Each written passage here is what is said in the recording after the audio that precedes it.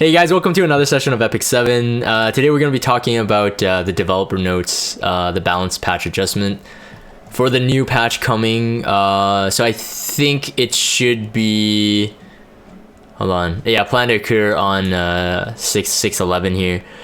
We got Ambitious Tywin, Charlotte, Destina a little bit, Tempest Surin, Crescent Moon Rin, and SSA. Some AI changes as well. I'm not going to talk too much about the AI changes, but definitely the buffs. Let's start with that. So Ambitious Tywin, they finally heard us. I think last month's balance patch was very weird, that Athletica all of a sudden was buffed. She didn't really need a buff, but I guess everybody who has her or had her, most likely you would have her built now. Ambitious Tywin though, I think even if people have him, even after this buff, they still might not. But here are my thoughts. So the battle command is his S2 is his passive. It's his quote-unquote F Maya passive. But the problem he had before is that he can resist it innately. I mean, people run zero effect resistance on him all the time, but it's just like Champion Zerato. On the heroes you don't want, or on the heroes you want debuffs on, they always resist.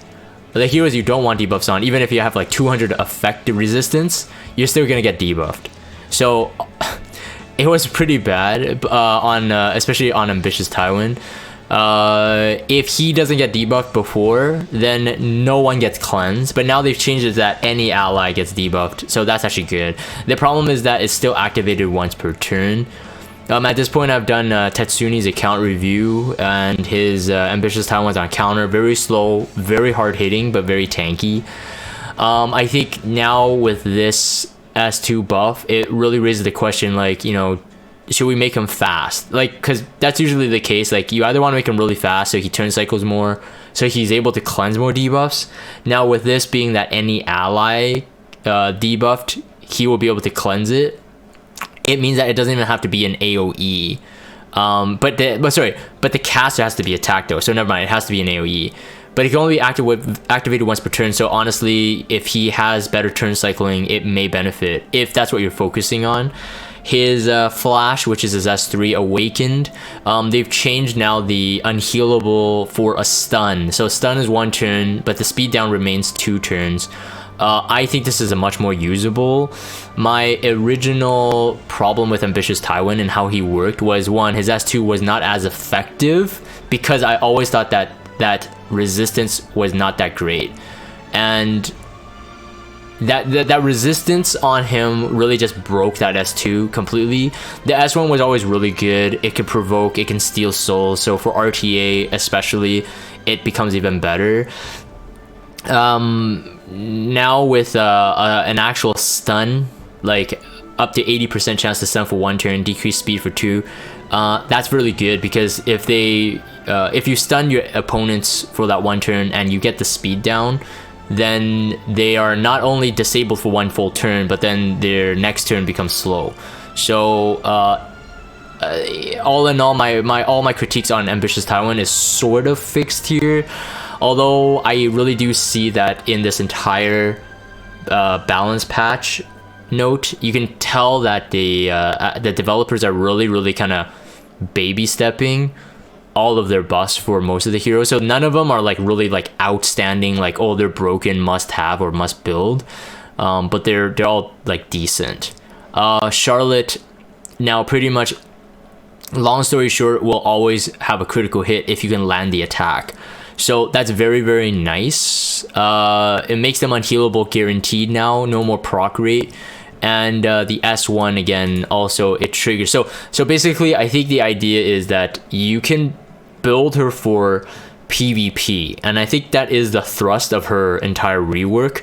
All the debuffs, all of the self buffs that she can get, and the AoE she gets on the S1 if she's buffed, it really spoke that, okay, we're preparing her for PvP. But I think a lot of people, and because she's fire, a lot of people still didn't really trust that. Plus her S3 got reduced damage mods.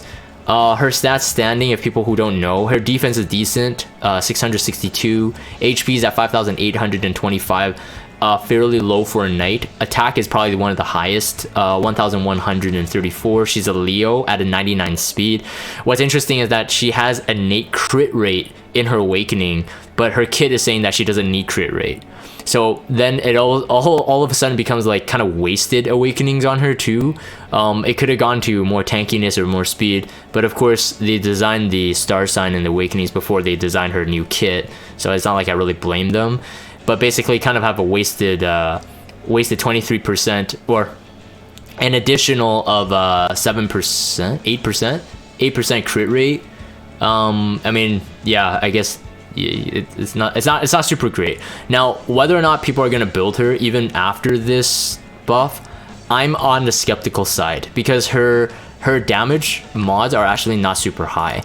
0.9 on the S1, and I'm assuming this includes if she can get the AoE off as well. The S1 is 0.9, so 0.9 AoE for an S1 is decent, but again, it doesn't trigger dual attacks and stuff like that, so she's not gonna AoE into a dual attack.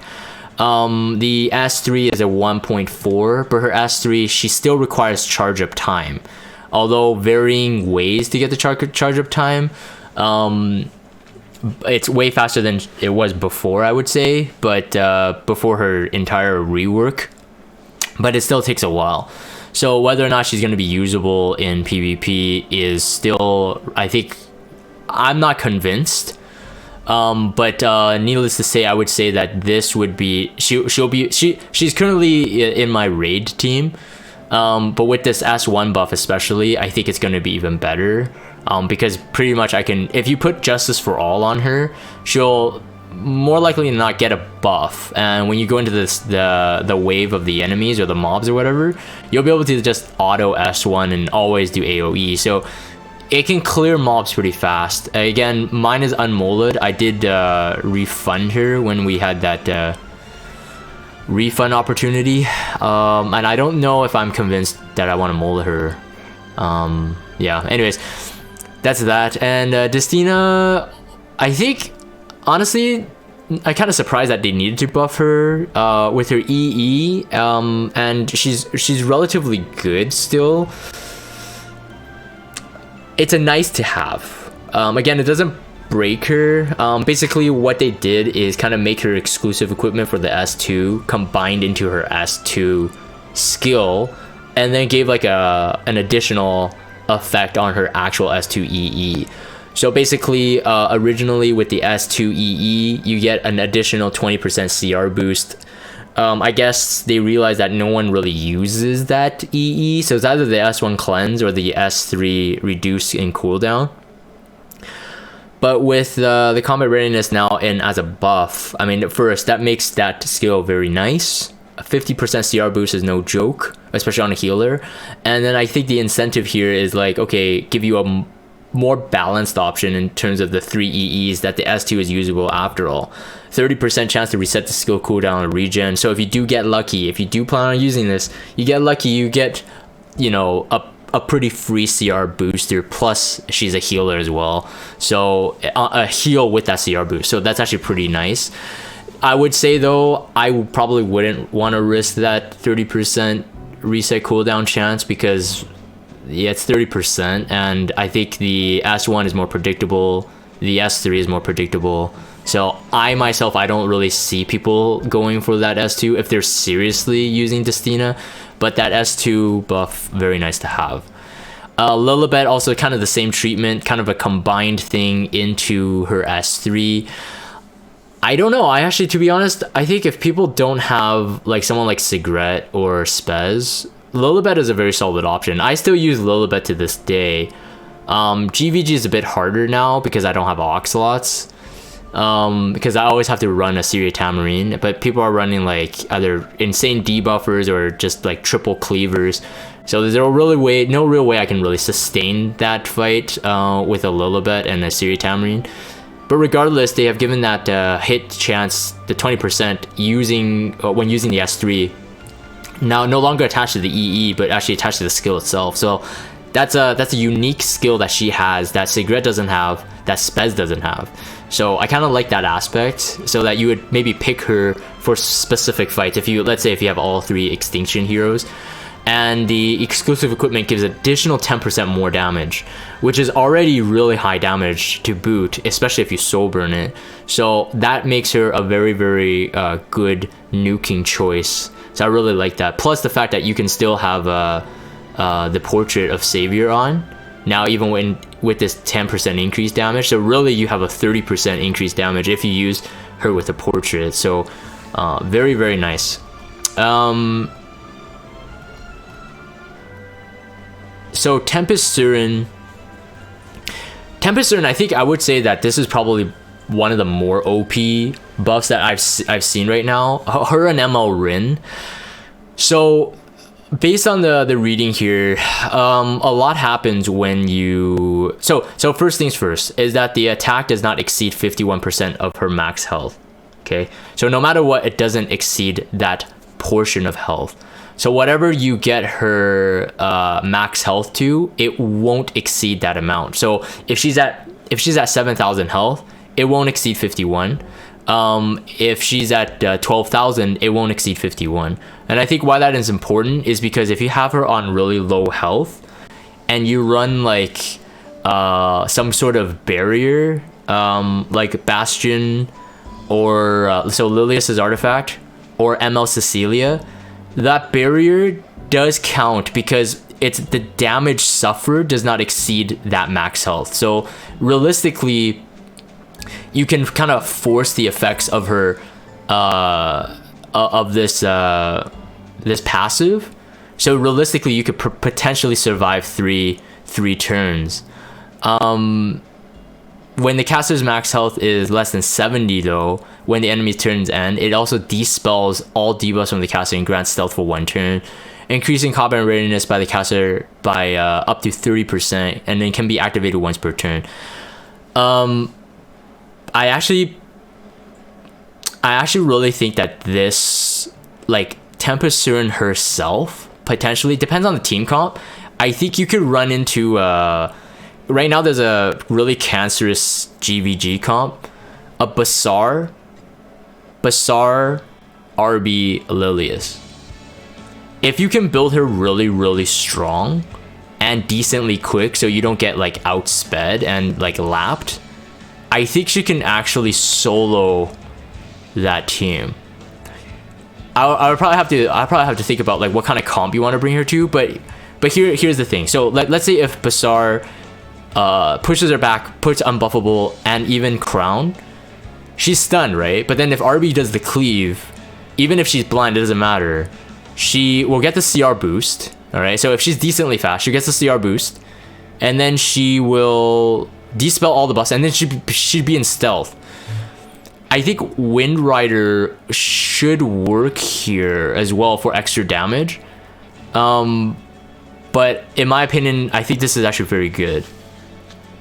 The S3 Moonlight Shadow now has inflict a silence for 1 turn as well, and then proportional to caster's lost health. I actually don't know how much damage she can do, but I'm pretty sure she can take out an RB. I think in RTA she might be an actual answer to cleave as well, because there's no way, unless they draft like more than 1 damage dealer, which usually they would, I guess. It'd have to be a really good damage dealer. And if you pair with the right ones, and in my opinion, she can survive a cleave.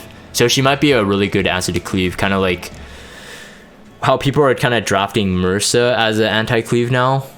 She might be a decent option. So that's kind of cool. And then cooldown is also lowered to 3 turns on this. So if she goes at RNL, that might be interesting. She goes Moonlight Dreamblade, that might be interesting as well, because you're extending her duration of her life technically, but I guess your build would be completely different if you're going for MLDB, I think.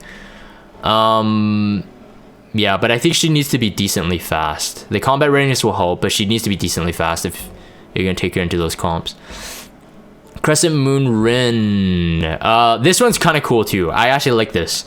So you will inflict a stun. So Eye Catcher is the S2.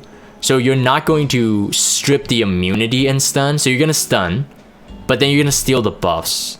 the S3 on her already dispels buffs from enemies, and if she dispels a buff, she's granted an extra turn. She can use Eye Catcher, so she could become a single target immobilizer, and or you can use the S2 for stealing buffs. I think that's the design here. I think that's the design. It was intentional that it doesn't strip into a stun, but rather it's like you could pick and choose what you want to do with the S2. But the more amazing part is that if the enemy is not buffed, the cooldown for the skill is reduced by 1 turn. It's already a 3-turn cooldown, so that's 2 turn.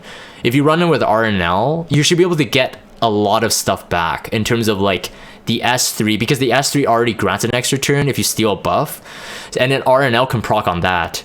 And if you proc RNL on this, you're resetting a lot. So she'll honestly be a really good hero. A lot of people are already using her in RTA as kind of like a counter pick. But now I think with this buff, I'm not quite sure if you want to change her build. I would say no. So roughly, some people are running like a sub 200 but very tanky high effectiveness ML Rin. It's very easy to actually run her about sub 200 speed with really good stats, because her base speed is Assassin Cully's speed. She's a Taurus thief, so she's very fast innately, and you just like put an effectiveness ring on her or just have really good effectiveness stats, and I think she'd be really good. So 100 plus effectiveness ideally. She already has effectiveness self-imprint if I remember correctly, so that's gonna be very, very nice to have. In my opinion, she's gonna be a good hero to use. I'll probably look into her, especially if I take RTA more seriously. I think she'll be a nice one to have without being too expensive in terms of mola and even gear. I'm not quite sure if you need to 90 gear her, unless you just want to make her extremely effective and extremely tanky. Like if you need those extra stats, that is. SSA, I'm pretty impressed with this, although I think she'll be used a lot more now because she can actually cleanse. So dispels all debuffs from herself and the target. So that Sparkling Star, that's her healing skill. This is very, very good, but she will either need to be on immunity or very, very high resistance. But she is a Cancer Soul Weaver, so Destina, Angelica, those kind of substats. Her self-imprint, I remember correctly, is HP. Her release is defense, I believe. So I don't think like she's gonna be too hard to build well as well. I don't think she needs to be super fast turn cycling wise, judging by one, her cooldown is extremely long. So even Sparkling Star, although it dispels debuffs, it's extremely long. She has no other healing ability. I mean, she has the 3-turn immortality, but she has no other healing ability unless you put Celestine on her for S1. So, like, in my opinion, she's not gonna be a Soul Weaver. She's not like Ruel. She's still not gonna be a Ruel. Ruel can soul burn the S1 and heal like massive amounts, and then her heals on every single skill. But it doesn't mean SSA is bad. I kind of like that she has a way to dispel debuffs now. So I think she may be one you want to look into. The immortality is definitely a very nice immortality plus extra buffs, random buffs. A very nice skill that no one has at this moment. The immortality specifically. Earth Rin has random buffs too. But regardless, yeah, I think she's going to be usable. Probably not meta defining, but definitely these buffs are definitely making RTA look more and more interesting. I think we're gonna see more and more diverse heroes as Mola allows. But yeah, so that's something to look forward to. I think in GVG offense she'll be really great as well. Some AI improvements, I'll just talk about this. So you can no longer kind of bait Spez and Crow anymore. So originally Spez, he will target anybody with a stun. So if the person is in a stun but also in invincibility, he will go after that as his priority. Yeah, you could see the priority here for the AI. So it was really easy to kind of like fool Spez on an AI team. Now, of course, like that's why I think most people don't run him on an AI team. I think people tried like Basar, Dominial, or some kind of stun, like Stripper and then a Stunner and then a Spez. on a GVG defense, and it's pretty easy to bypass those at the moment. But right now, I think with that AI improvement, maybe he's usable again. We'll have to see. Crow though, sadly, and I've been doing this myself, using Fire Akate's S2 invincibility on herself at the right time to bait Crow's S3.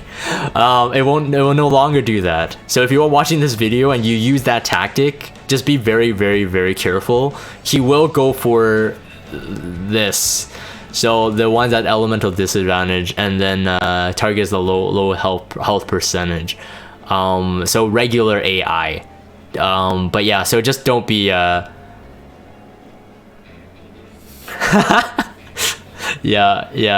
I'm reading the stream chat. Yeah, I agree. It's going to be much more usable. At least you can't bait it anymore. The only way you could bait it right now really is a K-Ron. That would be the safest bait, but you have to guarantee that you can kill him before K-Ron's immortality leaves. So it does depend on the team that they have there. Like, K-Ron would still be very safe to bring into Crow, Spec Tenny, ML Ken defense comp. Still very safe to bring a K-Ron into that. Yeah, anyways. Assassin Sid and Wanderer Silk, I think these AI I want to talk about as well. Now they will target the highest combat readiness, and this is fantastic really, because this is sort of where you would bring them into an RTA fight, into an offensive PvP fight as well. You're usually using them not to like a one-shot, but really to immobilize someone that may be faster, so i.e. a Basar. Let's just use Basar as a starter, so or Cerise or something like that. Because usually if they're built super fast, they may not have the luxury to have them on an immunity set. Now, of course, some people have really lucky immunity rules in terms of speed, so sometimes I see some really disgusting like 270 Basar with like immunity. I'm like, what the frick, man? It's like super debate, because I would bring an Assassin Sid thinking that I could push back or even silence, but they have an immunity and that doesn't work. But on an AI team, Wanderer Silk and Assassin Sid, realistically, they do about the same thing. I would think that it would be really interesting that they have allowed Cowrick or even a Fire Litica to have these AI buffs later in the future. Potentially, it's a bit harder for them to hard code that because they have elemental advantage or whatnot. Arguably speaking, these guys too do dark and light, but I guess it's a bit more elemental agnostic, but regardless, it would be interesting to have that, because then Cowrick would be way easier to run on a defense team, and the same with Fire Litica, to be honest. Like pushing back those Oxlots or whatever if they're trying to bring it into your defense comp. Pavel does the S2 now into the S3 if it's available, so attack buff, attack buff, but not an extra turn. Extra turn requires a soul burn. And then Destina and Akates both get the similar treatment that they will use their cleansing skill if allies have been afflicted with debuffs. It makes them a lot more usable. So originally, like you can literally burst them down like before they hit the HP thresholds. Doesn't trigger the AI, and then you just kill them off. But now that they'll just do it with a debuff, and I think that's probably the way to go as well. Usually, I mean, people, if in an AI team, if you bring offensive teams to an AI fight, the biggest debuff you're going to be bringing is a Death Break. So if they can cleanse that, that's a big save on the AI team. So that's very good. Says, although AI is fixed, I actually didn't know that this was an 80% chance for it to happen. It seemed like it was always 100%, but that's all I have to say about Says. Celeste, not really interested. But he's kind of cool. Target's the one with the attack down, so that's kind of nice. And then F Maya as well, same thing. I didn't know it was only 80% chance, but now it's 100% chance, so that's kind of cool. And I think that's pretty much it. I think overall AI wise, so the balance patch, again, like I said, I think it's very cool because in terms of RTA spectrum, we're gonna see more and more variety. More and more heroes are more usable for more roles. So not just like exclusive, like it's counter to RB, it's counter to this, but rather they're just expanding the kit so that they could deal with more generic or broad like scenarios. And then the other side is the AI improvements are great, but still Smilegate, honestly, I'm just gonna leave this as a note. Like, you should still remove the draw system in GVG. Like, like, yeah, you can improve the AI as much as you want, but if they can somehow, the offensive team can somehow find a stall comp and just draw it out, I don't know if the AI really helps. But anyways, I'm gonna end that. I'm gonna end this. That's my thoughts on this. I'm gonna end this for the video recording. If you guys have Discord, check out the Discord server. Follow me on Twitter, subscribe to YouTube if you haven't. As always, thank you guys for watching, and I will see you guys next time.